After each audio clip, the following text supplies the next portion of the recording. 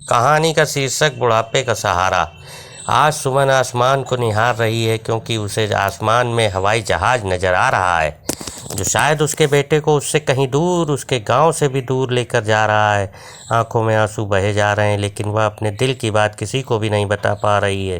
होंठ कांपते कांपते रुक जाते हैं क्योंकि उसे डर है कि उसके आंसुओं को उसके पति दीनानाथ न देख लें। तभी उसे पीछे से आवाज़ आती है, अरे सुनती हो, मैं थोड़ा खेत की तरफ जा रहा हूँ। रामू काका ने मुझे कुछ सलाह के लिए बुलाया है। मैं जानता हूँ तुम्हारा मन बिल्कुल नहीं है कि तुम कोई भी काम करो, लेकिन मैं ये चाहता हूँ कि तुम खाना खा लो ताकि दवाई खा सको और अपनी सेहत का पूरा ध्यान रखा करो। ऐसा बोलकर दीनानाथ चले जाते हैं और सुमन चुपचाप वहाँ रखे हुए पलंग पर बैठ जाती है। उसे याद आता है कि ये पलंग उसने रवि के लिए ही खरीदा था जब वह स्कूल में था और उसे सोने में दिक्कत होती थी, और आज वह दिन है जब रवि अपने परिवार के साथ कहीं दूर घर बसाने नौकरी ढूंढने जा चुका है। सुमन उठकर किचन की तरफ जा रही थी कि उसी समय उसकी पड़ोसन सुनैना आ जाती है और पास आकर कहती है, क्या अब तक तुम रो ही रही हो? अरे उसे गए तो 2 दिन हो गए। अरे अब तो वह अपनी पत्नी और बच्चों के साथ खुशी खुशी अपने घर में रह रहा होगा और तुम यहाँ आंसू बहा रही हो। सुमन बोली, बचपन से लेकर आज तक मैंने उसका ध्यान रखा। उम्मीद नहीं थी कि वह अपने माँ बाप और गांव को छोड़कर हमेशा के लिए चला जाएगा। माँ हूँ, उसकी याद तो आएगी ही। सुनैना बोली, अब तुम अपने बेटे को भूलने की कोशिश करो। चला गया वह पंछी अपने पिंजरे को छोड़कर, अब वह भला गांव में वापस हमारे पास क्यों आएगा? और आएगा भी तो सिर्फ 2 या 4 दिनों के लिए आएगा। अरे वो अपने पीछे वाली गली में प्रमिला भाभी नहीं थी, उनका भी यही हाल हुआ। उसने तो अपने बेटे को शहर इसलिए भेजा था कि वह वहाँ जाकर प्रमिला की मदद कर पाएगा, लेकिन देखो ना, बेटा तो वापस आया ही नहीं। सुमन बोली, नहीं नहीं, मेरा रवि ऐसा नहीं है, वह तो मेरा बहुत ख्याल रखता है। सुनैना बोली, तुम जानो तुम्हारा काम जाने, मैं तो थोड़ी शक्कर लेने आई थी, मेरे घर मेहमान आ रहे हैं ना, और दुकान खुली नहीं है, हो सके तो 1 कटोरी शक्कर दे दो। सुनैना तो वहाँ से चली गई, लेकिन उसकी बातें सुमन के दिल पर जहर सी लग रही थीं। उसे मन ही मन ये डर होने लगा कि कहीं सच में ऐसा ना हो जाए कि रवि वापस ही ना आए। धीरे धीरे 2 महीने बीत गए। जब भी रवि का फ़ोन आता सुमन दौड़कर पोस्ट ऑफिस पहुंच जाती, जहां वह जी भर कर रवि से बातें कर पाती। आज के दिन भी रवि का फ़ोन आया। रवि बोला, कैसी हो माँ, तुम्हारी तबीयत कैसी है? सुमन बोली, हाँ हाँ बेटा, मैं बिल्कुल ठीक हूँ, बस तेरी आवाज़ सुन लेती हूँ ना तो दिल को सुकून मिल जाता है। यह बता, बहू और बच्चे कैसे हैं? रवि बोला, सब कुछ बहुत अच्छा है माँ, और पता है तुम्हारी बहू ने बिल्कुल तुम्हारी तरह आलू के पराठे बनाए, जैसे तुम मुझे बनाकर खिलाया करती थी, बिल्कुल वही स्वाद। मुझे तो अब ऐसा लगा कि मैं इतना टेस्टी पराठा यहीं खा पाऊँगा। सुमन बहुत उदास होते हुए बोली, चलो अच्छा है, अब तुझे मेरी याद नहीं आएगी। अब तुम सब यहाँ कब आओगे? रवि बोला, माँ बार बार हमें आने के लिए मत बोला करो, क्योंकि अब हमारे पास इतना टाइम नहीं है कि दिन भर दौड़ भाग करने के बाद आपके पास आ जाएंगे और आपकी सेवा करते रहें। यहाँ अपने बच्चों का एडमिशन भी करवाना है और मुझे अपनी नौकरी की वजह से भी समय नहीं मिलता है। अब मैं फ़ोन रख रहा हूँ, जब समय मिलेगा तब मैं करूँगा। रात होने पर सुमन उदास होते हुए दीनानाथ जी से पूछती है, बहू ने अगर मेरी जगह ले ली हो तो भला बेटे को मेरी याद क्यों आएगी? अब लगता है बुढ़ापा ऐसे ही बिताना पड़ेगा। दीनानाथ बोले, सही कहती हो, अब तो रवि का ज़्यादा फ़ोन भी नहीं आता और वह अपने काम और परिवार में ही व्यस्त रहने लगा है। इधर रवि को अपनी माँ और बाबूजी की बहुत याद आती है, लेकिन अगर वह अपनी पत्नी को बोलता है तो उसे बुरा लग जाता है। एक दिन अचानक रवि और उसकी पत्नी का झगड़ा होने लगा। रवि बोला, तुमसे मैं नाश्ता बनाने के लिए कहता हूँ तो वह भी तुमसे नहीं होता। मेरी जो नौकरी थी वह भी छूट गई। अब मैं नई नौकरी के बारे में सोच रहा हूँ। मैंने माँ से झूठ भी कह दिया कि तुमने बहुत अच्छा आलू का पराठा बनाया है। उसे कितना बुरा लगा होगा। रवि की पत्नी रश्मि ताने मारते हुए बोली, अगर तुमने ऐसा कहा है तो मैंने तो नहीं कहा था ना।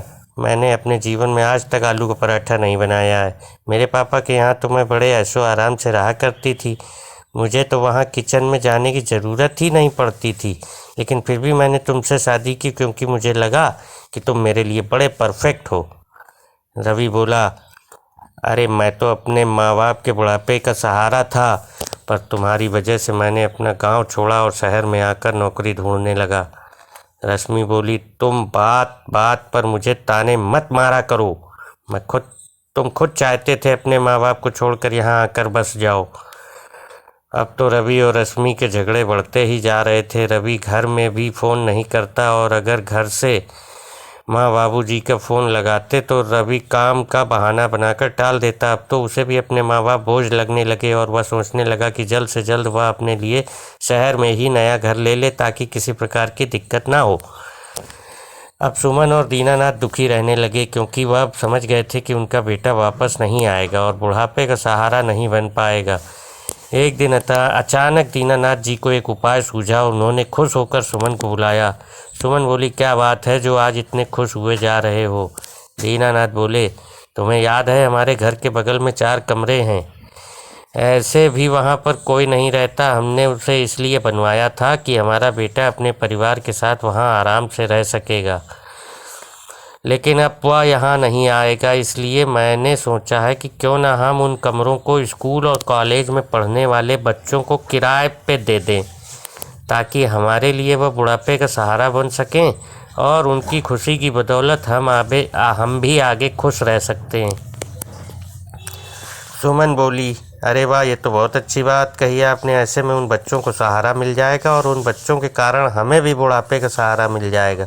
लेकिन कल को अगर रवि यहाँ आ जाए तो हम उसे क्या जवाब देंगे?